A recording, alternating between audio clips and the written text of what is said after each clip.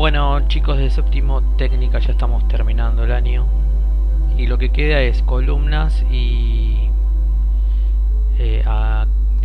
estudiar la compresión simple y la flexocompresión, y creo que con todo lo que recorrimos podemos resolver los ejercicios. Bueno, en principio este video es una ayuda para hacer los ejercicios de columnas que vimos la vez pasada, y vamos a hacer un recorrido sobre la parte teórica y refrescarles cómo se resolvían las columnas para aquellos que quedaron medios atrasados. Entonces, las columnas, ¿cómo se resuelven estos ejercicios de predimensionado de las piezas a compresión? Bueno, como vimos todo el año y en los videos anteriores de las cabreadas, las piezas que están sometidas a compresión o tracción responden a esta misma fórmula. Fíjense que la tensión admisible es inherente a cada material. En el caso del acero es aproximadamente 1400 kilos por centímetro cuadrado, y la madera oscila entre 80 y 100 kilogramos por centímetro cuadrado. Digamos, esto lo tenés como dato. Esto lo obtenés con el análisis de carga y los ejercicios en cuanto a las reacciones. Digamos, esto también lo tenés como dato. La incógnita de estos ejercicios es saber qué pieza voy a buscar al mercado que cumpla con la superficie para que soporte la tracción o la compresión. Quiere decir que esto ya lo sabemos hacer. Esta es la fórmula, e inclusive para la tracción es positivo, para la compresión es negativo. Pero bueno, si yo lo que quiero buscar es una sección, no importa si es positivo o negativo. Entonces, piezas comprimidas es esta fórmula, y traccionadas quiere decir que las estiro como tensores de acero. ¿Se acuerdan que habíamos hablado que funcionan así los cables, los coches de los ascensores, en el cual tienen un acero trenzado para subir y bajar? Digamos, cuando yo estiro las piezas, digamos que soportan el estiramiento, y bueno, las piezas comprimidas el acortamiento.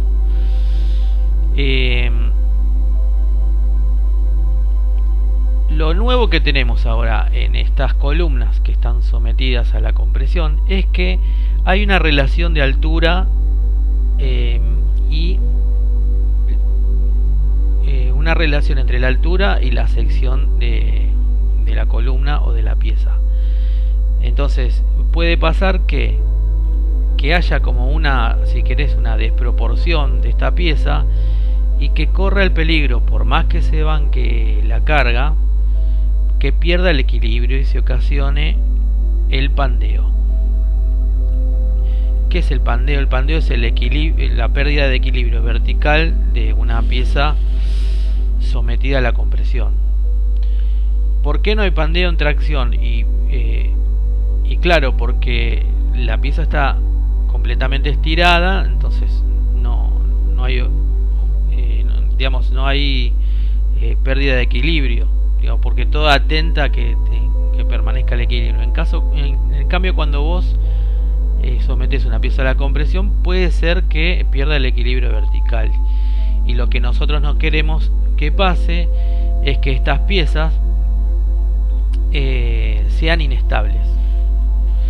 Acá tenemos estos esquemas. Por ejemplo, si yo le aplico compresión y una pérdida de equilibrio a una pieza, yo lo que quiero que haga, digamos, es que de alguna manera, si le suprimo la fuerza lateral, que vuelva a su estado anterior. ¿Se entiende? Digamos, estoy en equilibrio, le aplico una fuerza, le saco la fuerza y vuelve al equilibrio. Lo que no tenemos que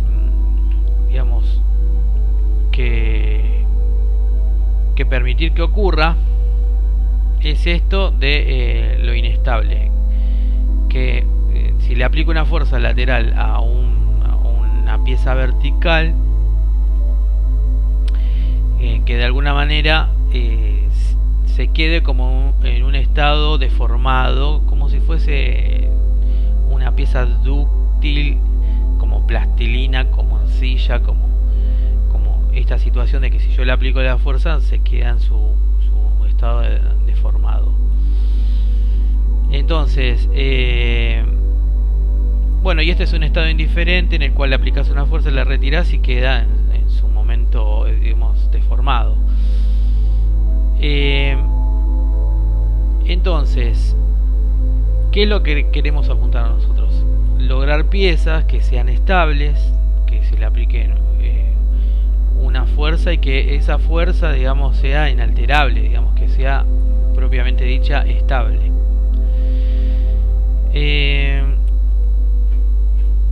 Perfecto. Para continuar con esto, vamos a ver estos descubrimientos que hizo Euler y que después fueron complementarios con Engeser. Bueno, en cuanto a Euler, él decía que, bueno, una pieza vertical podía soportar una carga crítica, y en ese soportar, digamos, había como un límite, ¿no? O sea, no era ilimitable esa carga, esa pieza podía soportar cargas ilimitables. Entonces tenía estas consideraciones: que el módulo de elasticidad del material sea constante, la sustentación, el momento de inercia más la luz. La luz se refiere en cuanto a la altura y el momento de inercia tiene que ver con el radio de giro. ¿Qué quiere decir esto? Que esto tiene que ver una propiedad inherente al material, cómo está sustentada la pieza. Por ejemplo, no es lo mismo que esté empotrado o que esté articulado. Digamos, todo va a tentar a que tenga una resistencia estable en cuanto a la sustentación. Y esto tiene que ver con la altura y con la sección de la pieza. O sea, estas consideraciones hay que tomar en cuenta como para obtener una carga crítica y que haya equilibrio estable. Más abajo podemos ver un gráfico, a ver si lo tengo por acá, que él, por medio, digamos, de esta fórmula, ¿qué se dio cuenta? Que piezas relativamente cortas tenían la capacidad de resistir grandes cargas, y conforme iba creciendo su altura en cuanto a la columna, perdían la capacidad portante, digamos. Fíjense que si esta curva es lo que representa una carga alta y una pieza corta. Mientras va creciendo la altura de una pieza, pierde la capacidad portante. ¿Se entiende, digamos, en la curva? Bueno, el lambda, digamos, este coeficiente lambda, cuando dice de 20 a 250, tiene que ver con una relación altura y sección de la columna. Es un coeficiente adimensional. Quiere decir, este gráfico lo que indica es lo siguiente: que mientras más carga puede soportar la columna, quiere decir que la esbeltez es menor, y conforme va creciendo la esbeltez, pierde la capacidad portante, porque es como una relación inversa, inmensamente proporcional. Entonces, acá surge la cuestión del pandeo, ¿no? Lo que veíamos acá. Pandeo, pérdida de equilibrio interno, deformación elástica que lo hace inestable. que hay una íntima relación entre estas dos condiciones o consideraciones, que si la columna es alta y hay una relación con la sección, puede haber riesgo de pandeo. Entonces hay que poner atención de que si una determinada altura de una columna haya al menos una relación con su grosor, con su sección, si no va a haber riesgo de pandeo. Y otras consideraciones es su sustentación, digamos. No es lo mismo tener una columna que en sus extremos está empotrado que un cartel que está en el medio del campo, que está a la buena de Dios, a expensas, digamos, de un solo apoyo y expuesta a vientos, tormentas, terremotos, tsunamis, lo que sea. O sea, ¿dónde va a tentar el riesgo al pandeo? Donde hay situaciones de sustentación más frágiles y débiles. Entonces, estas alturas en el cálculo se van a tener que considerar. Por ejemplo, lo que dice este coeficiente beta de sustentación, que si vos tenés una columna empotrada, podés considerar la mitad de la luz. Pero si la tenés libre en el medio del campo, este puede ser un cartel o lo que fuera, o sea, tenés que considerar el doble de la luz porque está muy expuesta a la sustentación.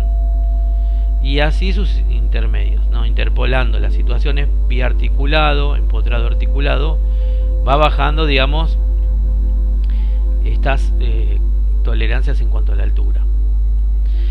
Entonces, recapitulemos. Tengo columnas, anteriormente estaban traccionadas o comprimidas, y lo nuevo de ahora es este riesgo de pandeo, que no pierda el equilibrio, con lo cual está íntimamente relacionado con la sección y la altura de la columna. Habíamos visto de todas las características de las secciones es que, por ejemplo, con la letra S es el momento estático, la letra J es el momento de inercia, el W vendría a ser el módulo resistente, y nos había quedado, digamos, suelto el radio de giro, que es esta relación que hay en las secciones en cuanto a las formas de las columnas. Fíjense que cuando nos referimos a vigas, digamos, el desenvolvimiento de las secciones tienen que ver con las funciones que las piezas están destinadas, su propósito. En una viga yo voy a utilizar, digamos, un perfil doble T que sea alto, porque lo que yo quiero es que la viga no se flexione. En cambio, en las columnas, no sé si me conviene tanto que un lado sea menor que el otro en cuanto a la composición de su sección, de su pisada, porque yo necesito que en el riesgo de pandeo no colapse uno de sus lados. ¿Se entiende? Digamos, quiere decir que nunca me convendría tener una columna con esta pisada, esta forma de sección, porque si yo la cargo mucho puede ser que colapse hacia los lugares, sus lados menores. Sí tiene aspecto, digamos, de una viga, pero no de una columna. Entonces lo que se tiende a hacer es que en cuanto a las secciones de columnas, que sus lados sean iguales, porque yo voy a considerar que todos sus lados van a ser resistentes a esto que tenemos miedo nosotros que no se produzca, que es el pandeo. Entonces, conclusiones: cuando más esbelta es la pieza, más posibilidad de pandeo. Claro, cuando más alta tiene que haber una relación con la sección, porque puede perder el equilibrio. Eso es lo que vimos en el primer esquema, ¿no? Mientras más finita sea la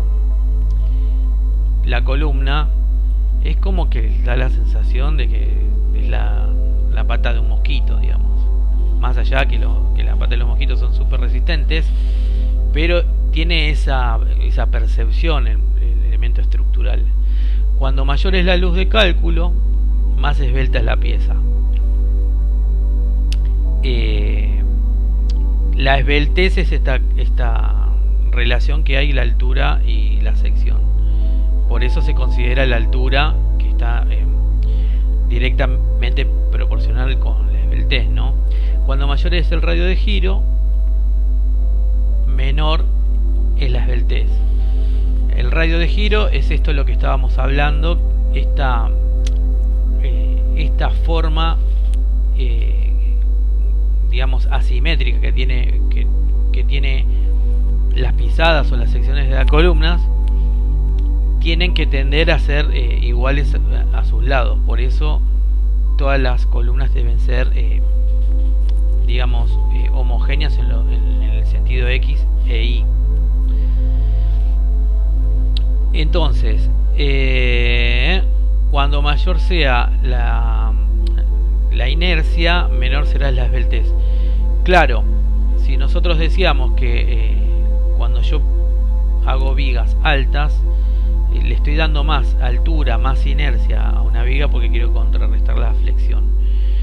Y lo que tiene las columnas es que por peligro a que haya un mayoramiento en las cargas, puede haber flexión lateral por su debilidad en uno de sus lados. Entonces, recapitulando, sección es el radio de giro, esa consideración que hay que tener. Acá tienen cómo está compuesto el radio de giro.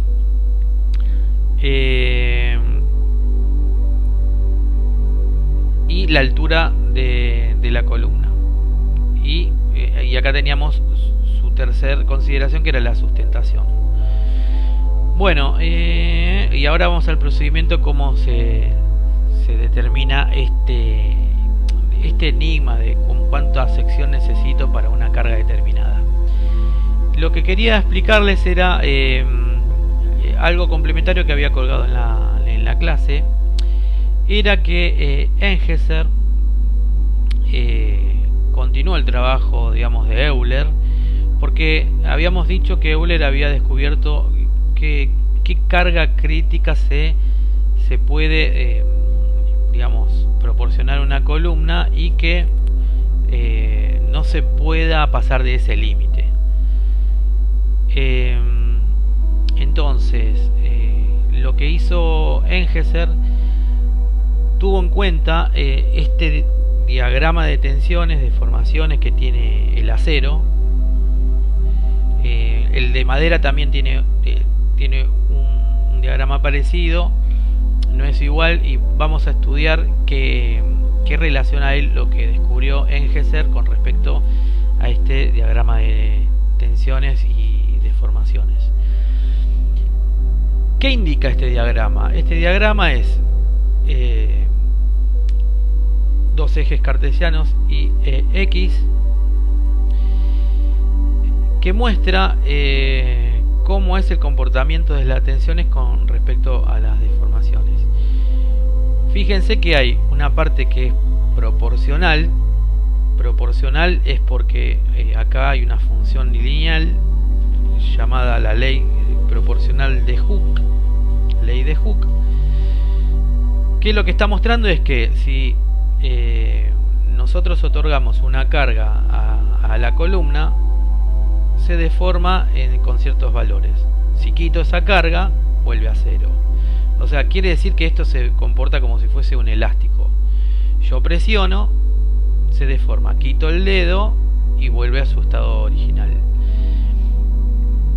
Fíjense que hay tensiones en determinados lugares donde hay como un comportamiento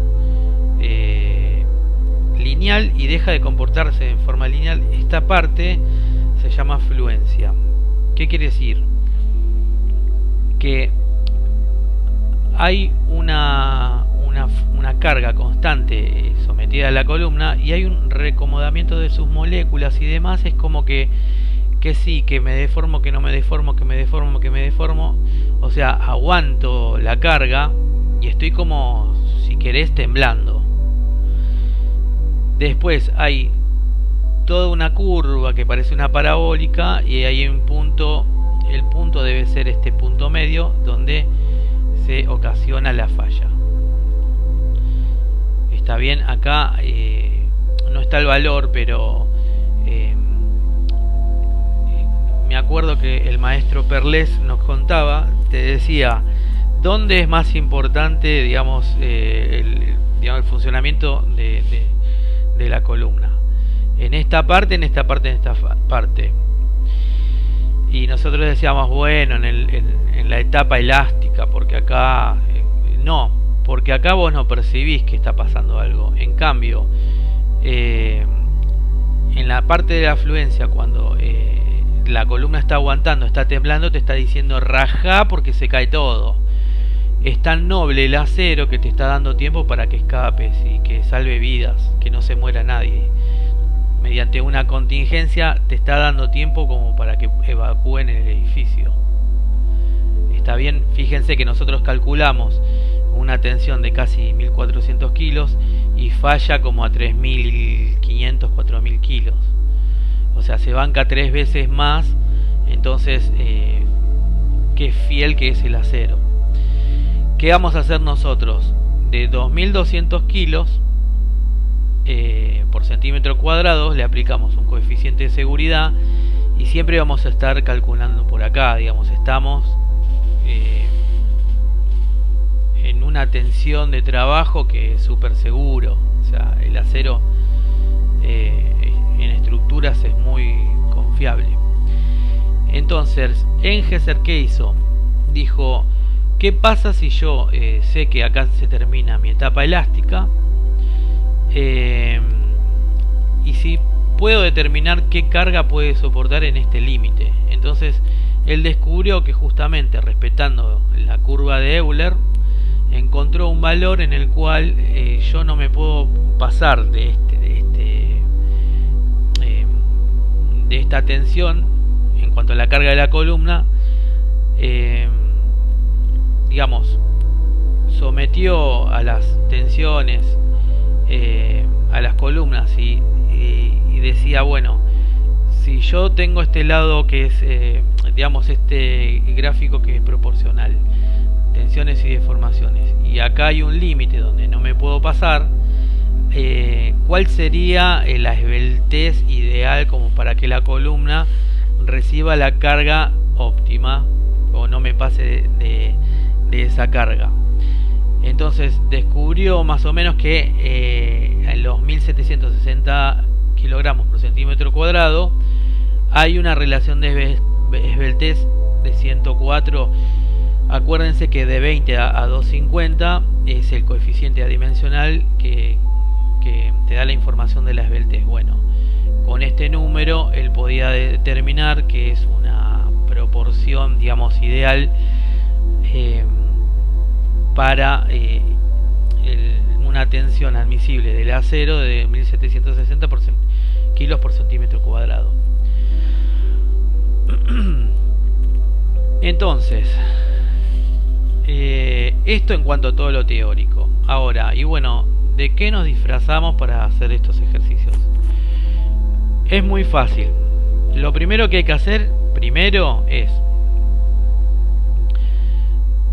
determinar si la pieza cumple con esto de la esbeltez. ¿Qué quiere decir?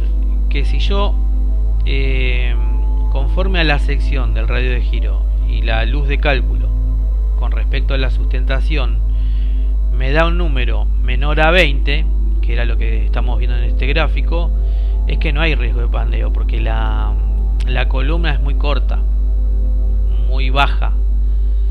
La relación entre altura y sección es muy estable, confiable, si querés. Entonces, la esbeltez, el lambda, tiene que ver con eso. Si excede más de 20 y digamos llegamos a los 250, estos son los parámetros donde puede haber riesgo de pandeo. Entonces, si yo verifico si este lambda me da entre 20 y 250, sí tengo que verificar si hay riesgo de pandeo. Si hay riesgo de pandeo, lo que hace el ejercicio es, por medio de un lambda, obtener un incrementador de carga, digamos. ¿Qué quiere decir incrementador de carga? Para cada lambda va a haber un omega. Y si yo obtengo 95 de lambda, va a haber un omega que en este caso es 2. ¿Qué quiere decir 2? Yo lo que voy a hacer es que voy a duplicar la carga de servicio para mi columna. ¿Y esto qué va a ocasionar? Que me va a afectar a la sección. Voy a tener más sección.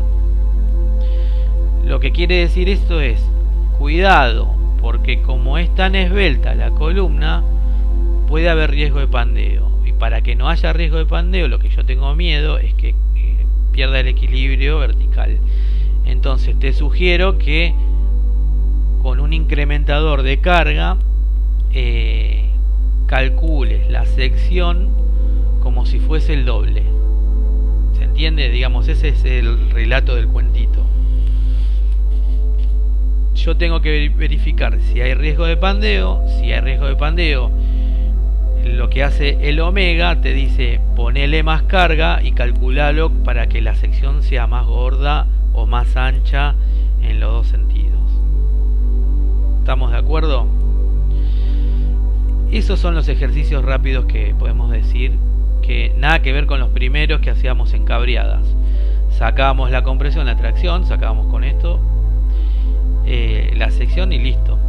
No consideramos el pandeo. Bueno, lo nuevo de ahora es esto, un incrementador que te dice, cuidadito, si hay riesgo de pandeo, incrementa la carga para que la sección te dé la superficie de la pisada de la sección sea más grande. Simplemente es eso.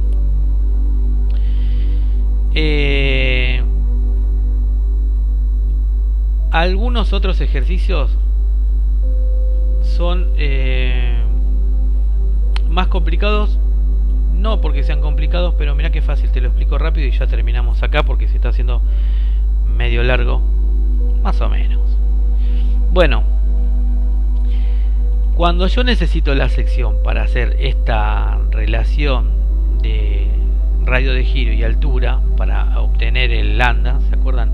Bueno, la incógnita es que no tengo la sección. Por eso es difícil. Digo, bueno, yo quiero averiguar la sección, pero eso es lo que, si no tengo eso, no puedo empezar con todos los datos siguientes, ulteriores. Entonces, hay una fórmula que es súper fácil, que es la esbeltez ideal. Y fíjate que parece una fórmula súper compleja, pero nada que ver. ¿Por qué? Porque la luz de cálculo ya la tengo. La carga ya la tengo. Y la tensión admisible ya la tengo. Solamente lo que tengo es el Z, que es un coeficiente de forma que yo te lo doy. En madera, por ejemplo, en secciones rectangulares es 12, en secciones curvas es 4pi. Y bueno, en secciones metálicas es alas anchas o alas angostas de 3 a 4, de 10 a 12. O sea, esto también es dato. Entonces lo que yo tendría que hacer es, en esta fórmula, llenar la luz, que la tengo, la tensión admisible, que la sé del acero y también del metal, el coeficiente de forma te lo doy, y el P ya lo tengo porque es la carga de servicio. Entonces es como llenar un formulario en alguna página, una plataforma o en el cajero automático. Va llenando datos y lo que te da es un lambda como para hacer el ejercicio. De ahí vas a sacar el omega y listo, ya tenés el medio ejercicio resuelto. Lo que tenés que hacer es que si vos elegís una sección, después verificar. ¿Se entiende? O sea, yo saqué un lambda ficticio, pero cuando elijo la pieza, ahora sí que yo ya tengo la superficie de la pieza y sé, bueno, tengo que hacer meterlo en la maquinita para ver si hay riesgo de pandeo o no y verificar si me da todo lo que expliqué anteriormente. Entonces, los ejercicios que tienen que hacer, ¿cuáles eran?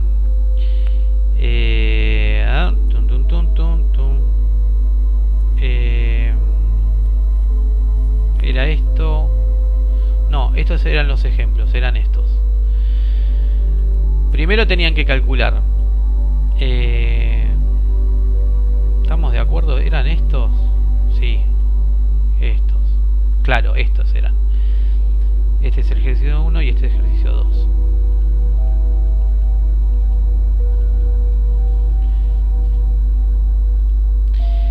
Este es súper fácil. ¿Por qué? Porque te doy la tensión admisible. ¿Esto está en madera? Sí. Ah, perfecto. Esto es en acero. Dimensional con... Está bien, en acero. Bueno, perfecto. Acá tenés un ejemplo. Habíamos dicho que teníamos la carga, tenemos la luz de cálculo, tenés el coeficiente Z, y lo que tenés que arrancar primero es de la esbeltez ideal. ¿Para qué? Para después meterte en el circuito ya explicado. ¿Está bien? Inclusive al lado te doy las fórmulas, no te podés perder, porque no tiene sentido memorizarse las fórmulas. ¿Por qué? Porque hasta yo me las olvido. Entonces, lo que sí tenés que entenderlas. Digo, bueno, me mostrás esta fórmula y bueno, yo entiendo que es una ecuación, una igualdad de un lugar, de un número hacia otro, y cómo funciona directamente proporcional e inversamente proporcional. ¿Qué más? Y esto, bueno, era por un lado hacer el ejercicio en acero y en madera. Acuérdense que el acero tiene una tensión admisible distinta a la madera. Y estos eran los ejercicios finales. Era simple. Lo que tenían que hacer era averiguar cuánto valía este tensor, que no hay riesgo de pandeo, y esta columna, que sí hay riesgo de pandeo. Te doy todas las fórmulas e inclusive te doy la relación del lambda y el omega. Fíjate que si me da 136, yo voy a 130, 1, 2, 3, 4, 5, 6, 136 vendría a ser un incrementador de, digamos, el 300%, digamos, 3.13. Y eso va a atentar a la sección, porque te va a dar más sección. Después, y en madera, fíjense que la esbeltez es de 0 a 150. Entonces, si me da, no sé, 63, voy hasta el 60, 1, 2, 3, 63. El incrementador de 63 es 1.72. Bueno, tendrá el 72% más de carga porque hay riesgo de pandeo. Bueno, ojalá que se entienda. Y estos son ejercicios de la flexocompresión, que los voy a explicar en otro video. Espero que se haya entendido. Recapitulemos. Primero, no había riesgo de pandeo. Ahora sí hay riesgo de pandeo. Y simplemente lo que hay que hacer es, en el caso de que haya pandeo en acero y madera, considerar que haya un riesgo. Entonces el incrementador omega te va a dar un porcentaje que va a incrementar la carga de servicio, y eso te va a dar más sección. Bueno, en todo caso seguimos en otro video, pero espero que acá te dejo las fórmulas para que pongas pause y que hagas bien los ejercicios. Un abrazo a todos, nos vemos en el próximo video con flexocompresión. Chau chau.